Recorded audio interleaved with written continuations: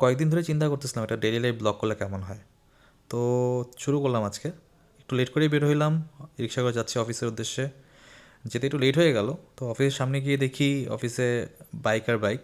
তো ভিতরে ঢোকার সময় দেখি অনেক জুতো। তো লেট না করে চলে গেলাম ল্যাবে যেয়ে দেখি যে একটা মিনি ফোরকের কাজ ওস্তাদ করতেছে। তো আমিও একটা মিনি ফোর প্রোর কাজ শুরু করলাম। এরই মধ্যে দেখি যে হচ্ছে মিনি ফোর কেটা রেডি হয়ে গিয়েছে। তো ফ্লাইট টেস্ট করলাম, ফ্লাইট টেস্ট করে হচ্ছে গিয়ে ক্লায়েন্টকে হ্যান্ড ওভার করলাম। ক্লায়েন্ট অনেক হ্যাপি ছিল। আরেকটা Air 3s আসছিল, তো ওইটা রিপেয়ার লিমন করা শুরু করলো।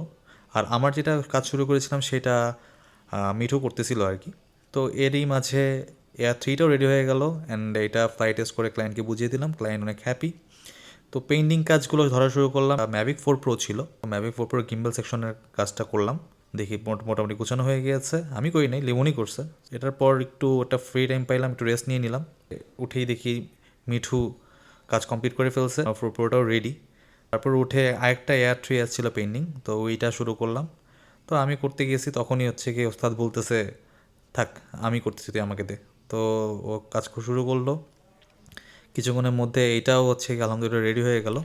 আরেকটা ড্রোন আসলো ড্রোন বাংলাদেশ থেকে। আজকে আর কাজ করার মতো এনার্জি নেই, প্রায় 10টার মতো বাজে। পেন্ডিং কাজগুলো দেখলাম, একটা ফ্লিপ, একটা Air 2s, একটা RC Pro, একটা মিনি 4 প্রো। আজকের মতো এতটুকুই, দেখা হবে অন্য কোনো ভিডিওতে। টাটা।